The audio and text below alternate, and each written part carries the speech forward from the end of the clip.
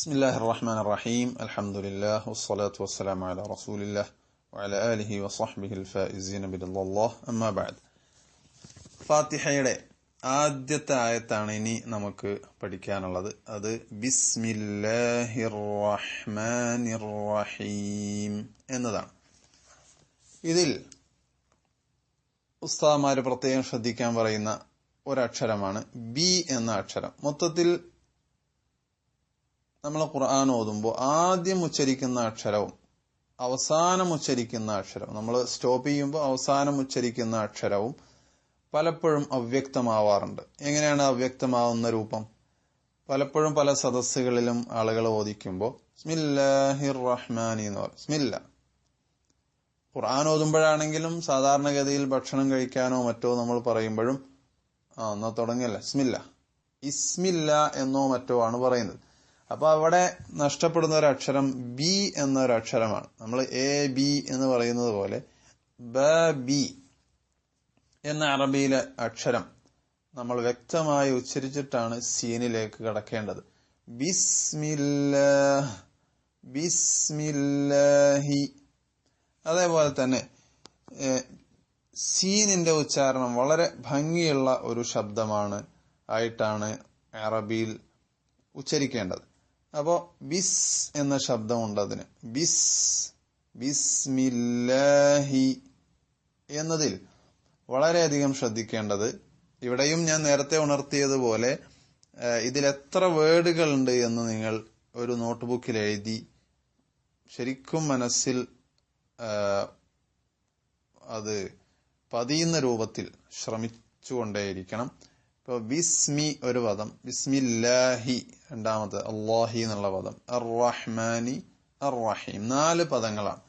അതിലെ ഓരോ പദങ്ങളിലെയും അക്ഷരങ്ങൾ ഏതൊക്കെയാണ്, അതിന്റെ ഉച്ചാരണം എങ്ങനെയാണ്, അതിന്റെ യഥാർത്ഥ ഉച്ചാരണം ഞാൻ ഓതുമ്പോൾ വരുന്നുണ്ടോ എന്ന് പരിശോധിക്കുക. അപ്പോ ബിസ്മില്ലാഹി എന്നിടത്ത്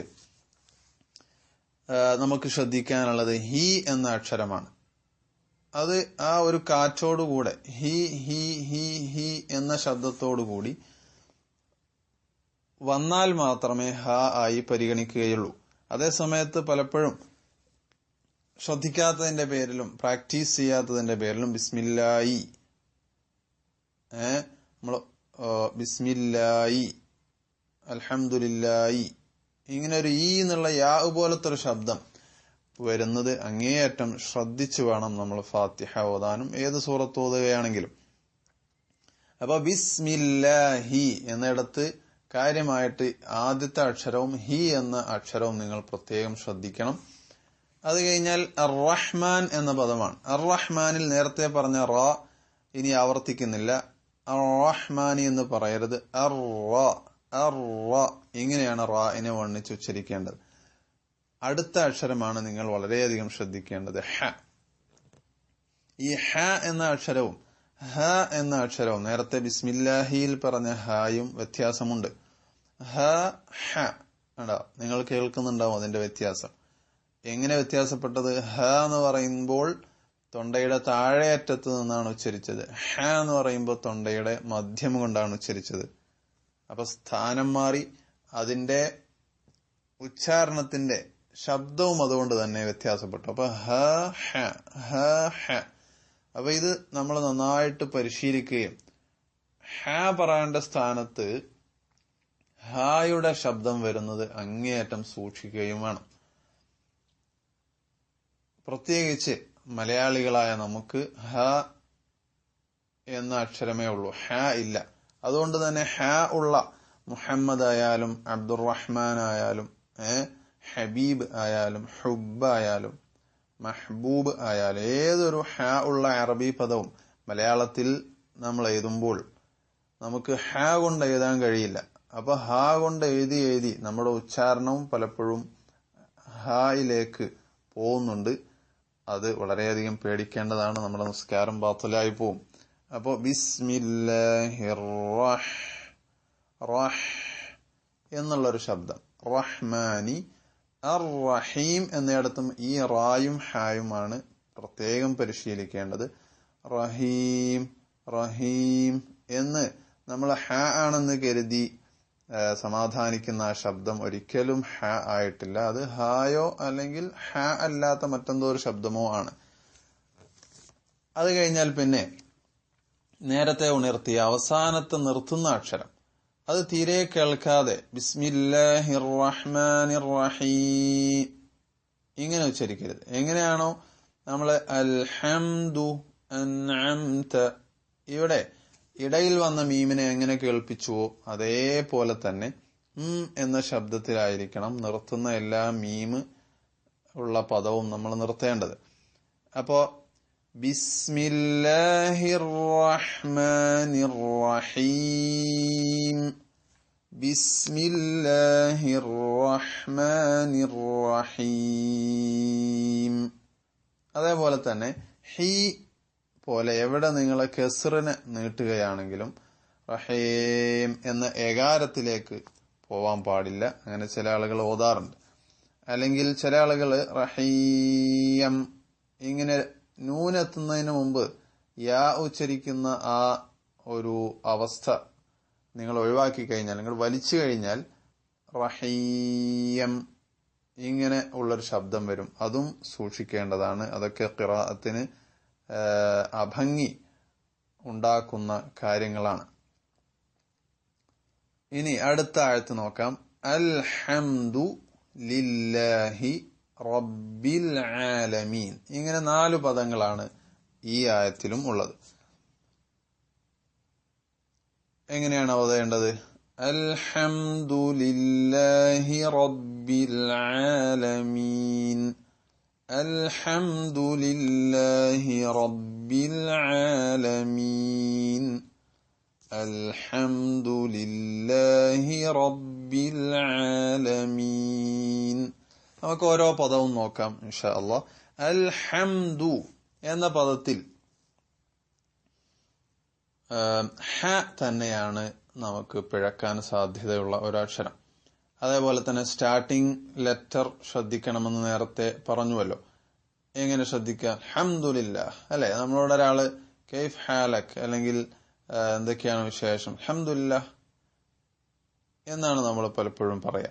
അങ്ങനെ പറയുന്ന സമയത്ത് വ്യക്തമായി അ എന്ന് പറയുന്നില്ല, അ എന്ന് പൂർണ്ണമായും ഉച്ചരിക്കുന്നില്ല. അതുകൊണ്ട് ആ ഒരു രൂപത്തിൽ നിങ്ങൾ പാരായണം ചെയ്യരുത്. അല്ലാഹു അൽഹംദു അൽഹംദു. അപ്പൊ ഹ നേരത്തെ പറഞ്ഞതുപോലെ ഉച്ചരിക്കണം. അൽഹംദുലില്ലാ എന്ന് പറയരുത്. അൽഹംദു അവിടെ ലമ്മിന് വേണ്ടി മൊത്തത്തിൽ നിങ്ങൾ മനസ്സിലാക്കുക. ലമ്മ് എന്ന ഹറക്കത്ത് ഉച്ചരിക്കുമ്പോൾ അത് പൂർത്തിയാവണമെങ്കിൽ ചുണ്ടുകൾ രണ്ടും ഇങ്ങനെ കൂട്ടിപ്പിടിക്കണം. ഒരു ചുംബിക്കുന്ന ആളുടെ ഷേപ്പ് പോലെ, ചുണ്ടിന്റെ ഷേപ്പ് പോലെ എന്ന് പണ്ഡിതന്മാർ പറഞ്ഞിട്ടുണ്ട്.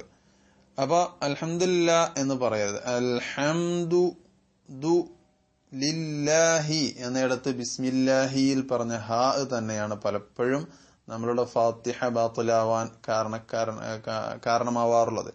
എന്താണ്? ലില്ലാഹി എന്ന് പറയും. ലില്ലാഹി ലില്ലാഹി. റബ്ബിൽ എന്നിടത്ത് റബ്ബിൽ എന്ന് പറയരുത്. റാഇന് ഫത്ഹിട്ടാൽ റോ എന്നല്ല പറയാ, റാ എന്നാ പറയാ. വണ്ണിക്കണം. അത് നേരത്തെ ഞാന് പോ പറഞ്ഞതുപോലെയാണ് വണ്ണിക്കേണ്ടത്. അപ്പൊ റബ്ബിൽ ആലമീൻ. അതേപോലെ തന്നെ റബ്ബി എന്നതിലെ രണ്ടാമത്തെ അക്ഷരം ബ, അതിന് ചെറിയൊരു കാറ്റ് നടന്നു കഴിഞ്ഞാൽ പി എന്നുള്ള ഒരു ശബ്ദത്തിലേക്ക് പോകും. അപ്പൊ അതുകൊണ്ട് തന്നെ റബ്ബി എന്ന ക്ലിയർ ബ തന്നെ ഉച്ചരിക്കാൻ വേണ്ടി ശ്രമിക്കണം. റബ്ബിൽ ആലമീൻ. എങ്ങനെയാണ് തെറ്റാറുള്ളത്? റബ്ബിൽ എന്നായി പോവും. അപ്പോ റബ്ബിൽ ആലമീൻ എന്ന് ശരിയായ ബാ തന്നെ ഉച്ചരിക്കണം. പിന്നെ അടുത്ത പദം അൽ ആലമീൻ എന്നതാണ്. അൽ ആലമീൻ ധാരാളം ആളുകൾ തെറ്റിക്കുന്ന ഒരു സംഭവം ഐൻ എന്ന അക്ഷരമാണ്. നമ്മൾ മനസ്സിലാക്കേണ്ടത് അവിടെ ശരിക്കും പ്രധാനപ്പെട്ട പദം ആലമീൻ എന്നതാണ്. അതിൽ അൽ കടന്നതാണ്. അപ്പൊ അൽ ആലമീൻ എന്നിടത്ത് നോക്കൂ, മുസ്ഹഫ് എടുത്ത് നിങ്ങൾ നോക്കിയാൽ അൽ എന്ന ലാമിന് സുക്കൂനുണ്ട്, ആ എന്ന ഐൻ എന്ന അക്ഷരത്തിന് ഫതഹുണ്ട്. അത് രണ്ടും രണ്ടായി ഉച്ചരിക്കണം. അതേ സമയത്ത് നമ്മൾ പറയാണ് റബ്ബില്ലാലമീൻ. റബ്ബില്ലാലമീൻ എന്ന് പറയുമ്പോൾ ലാമിനെ നീട്ടുകയാണ് ചെയ്യുന്നത്. റബ്ബിൽ ആലമീൻ, റബ്ബിൽ ആലമീൻ. ഇപ്പൊ ബാ പറഞ്ഞത് നിങ്ങൾക്ക് മനസ്സിലായിട്ടുണ്ടാവും. റബ്ബിൽ എന്ന ശബ്ദം വരാതിരിക്കുക. റബ്ബിൽ, റബ്ബിൽ. അപ്പൊ ഈ ലാമും ഐനും ഒന്നിച്ചുച്ചരിക്കുന്ന ഒരു സ്വഭാവം കൊണ്ട് നമുക്ക് നമ്മുടെ ഫാത്തിഹ ബാത്തിലാവുകയാണ്. അപ്പൊ റബ്ബിൽ ആലമീൻ. അപ്പോ ഈ രൂപത്തിൽ വ്യക്തമായി ഓതുമ്പോൾ നേരത്തെ ഞാൻ ഓതുന്നത് പോലെ അൽഹംദുലില്ലാഹി റബ്ബിൽ ആലമീൻ. ഇൻഷാ അല്ലാഹ് അടുത്ത ആയത്തുകൾ അടുത്ത ക്ലിപ്പിൽ പറയാം ഇൻഷാ അല്ലാഹ്. ബറകല്ലാഹു ഫീക്കും. അൽഹംദുലില്ലാഹി റബ്ബിൽ